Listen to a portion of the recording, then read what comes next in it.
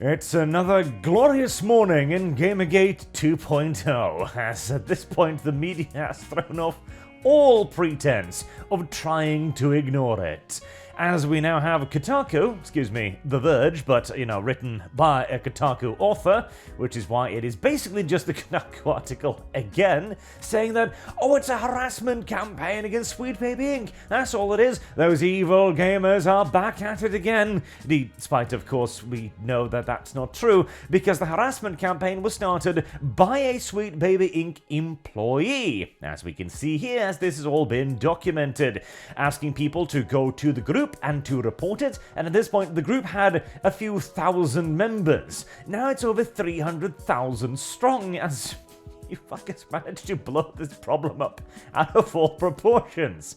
And of course urging people to also find the account of the creator and report him directly as well. You are lying, The Verge. You are lying, Ash Parish. But that's hardly anything new, now is it? And what I enjoy about this is the return of Gamergate is smaller and sadder. Smaller and sadder. 300,000 people specifically interested in not playing the video games your side of the political aisle is developing? I don't know if I'd call that necessarily small, but what I would call small and sad is 0 comments. 0, zip, nilch, null, absolute nothing.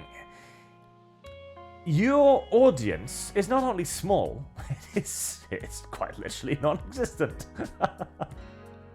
There is definitely something that's smaller and sadder about Gamergate this time around, and it is our opposition. So I figured I'd wanted to go through some of these things, because it's the usual allegations, of course. I infiltrated their Discord server, and I tried to find out why they're doing this, and indeed, they did. This is the author in question right here, and there's a whole lengthy discussion between her and this individual here from the Sweet Baby Inc. detected server, going over various things, and as usual, she keeps saying that, this totally isn't happening. They've already created these queer and characters of color, but Sweet Baby Inc. is just coming in to flesh them out a little bit. That's all they're doing. There's no forced diversity here, etc., etc., which we are, of course, going to see is not true in this article. And everybody's being sexist, evil, racist, blah blah blah, anti-Semitic, yada yada yada. No receipts are ever published, of course. Despite being on the server, despite us having a conversation where she admits to having been on the server and then eventually banned because journalists, and make no mistake, that is the correct thing to do, no receipts. Not a single one. Not a one in the entire article. Weird. It's odd how these people get so much harassment, and yet they can never actually present any of it anywhere at any point, whereas we kind of can, can't we? So, let's get into it. The most widely circulated example involves clips of a talk Belair, a black woman and the co-founder of Sweet Baby Inc., not just a random black woman, gave at the Game Developers Conference 2019. In it, she counsels developers to terrify their bosses with the threat of cancellation if their requests for inclusivity are not met. But look at the clip's full context tells a different story. It declares that Bella didn't want developers to scare their superiors into inclusivity. Instead, she wanted them to enlist support from the employees. Oh, that's all she wanted. Actually, no, the context doesn't make it better here. In fact, there is no further context. The literal words the woman says is, if your company is not going to give you the resources required, you should go down to the marketing team and terrify them with the consequences of not being inclusive.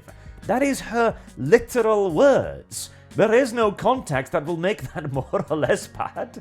That is what she says, as she is outright threatening them with the anger of the cancel culture mob. And why could she be doing this? I don't know. Why would a woman who literally earns money from forcing diversity into games champion its inclusion? That's a mystery to me. Incidentally, this is the next slide thereafter. Go to your bosses early and make sure I am getting paid as quickly as possible. Again, her motifs are very mysterious. And there's one here, it's very interesting.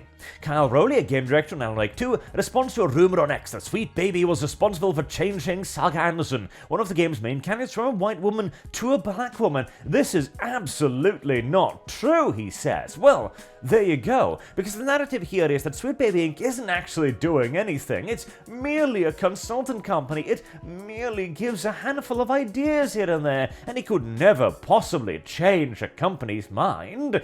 Because, you spend thousands of dollars on consultants because you don't really want to hear what they say or anything, of course. But yet again, reality gets in the way of the narrative, as here is the game director from Alan Wake introducing Agent Saga Anderson of the FBI. And wow, that's a weird shade of black, isn't it? It's a strange shade of black. A downright mysterious one, in fact. Yes, we have actually seen Saga Anderson before in an Easter egg and in Quantum Break, I believe, the game. So, no, we know for a fact that Saga Anderson was white in universe, and then you changed her. Again, what could possibly be the reason for this? And on that note, it is deeply ironic that one of the group's stated purposes is to rally against forced diversity in games development, when developers are often forced to make their games more homogeneous. Oh no! I have never in my entire career seen anyone pressure a developer to make a character more or less white. More queer or less white, I mean. Oh, well, there you go. It never happens. Alright, again, reality. God damn reality. Why must it keep interfering with our lives all the time? No. Obviously, this happens constantly. And anyone who isn't literally brain dead will have seen the evidence of this for 10 years now. This, in case you're unaware, is Angerborda. Now, she is a Jotun, a frost giant. She is represented in God of War Ragnarok as a tiny black woman. but nobody's ever tried to make anyone less queer or more queer or less white. It just doesn't happen. Hey. And, of course, we've gone through the entire thing here, where we begin with, those evil gamers, they're the ones really doing the mean things, and then it's disproved by reality, and then it's going, but it's not happening, nobody's forcing diversity into your games, calm down, what is this conspiratorial nonsense? Into finally, yeah, it's happening, and it's actually really good that it's happening, and people are hiring consultants to punch up narratives. Certainly isn't going to change. This is actually highly beneficial, you see. Yeah, on that note, we've actually seen a recent evolution? Evolution, yeah, that's very much going to start. So, when I made a video on this initially, I said that the primary value of this is to create a mark of Satan with which to stamp video games, to create an symbol of wokeness that we could place onto a developer or onto a game and say, this game is woke, do not buy it, and have thousands of people abide by that, as again, the Sweet Baby Inc. detected page has something like 300,000 people now. And having 300,000 potential customers immediately move away from your game is a significant thing, which is why the forums of an upcoming game, Unknown 9 Awakening, got nuked completely once it appeared that the co-founder of Sweet Baby Inc., not this woman, but the other one, was actually working on the game, or as a part of the game's board or marketing, right? And suddenly, they nuke everything, because this is the effect of the mark of Satan. They realize that if they are tarred with this particular brush, their game is not going to do very well. And even now, indeed, the Steam forums are buried in threads of people hammering it, going, we know what you're doing, you can't escape this, you have been marked. So, is nothing going to change?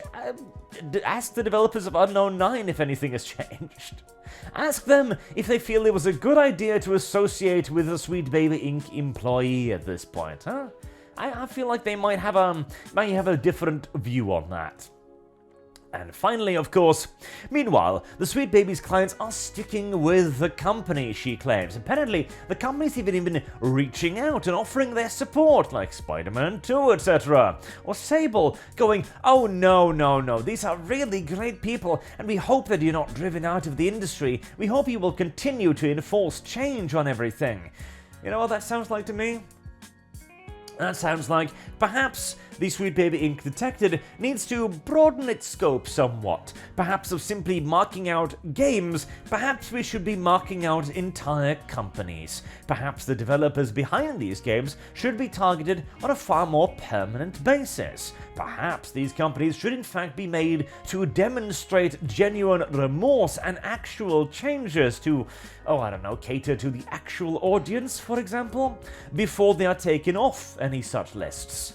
Maybe the Tarbrush, the only error, much like Gamergate 1, was that we're not going deep enough.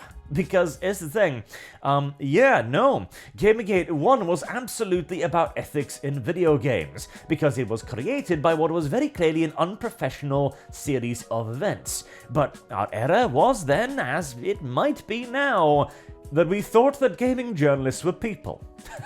And that we didn't go full scorched earth immediately, not recognizing our enemy as not misguided but still good-hearted at the end, but rather as actively malicious and evil political agents. Perhaps that is the brand we'd ought to apply this time around.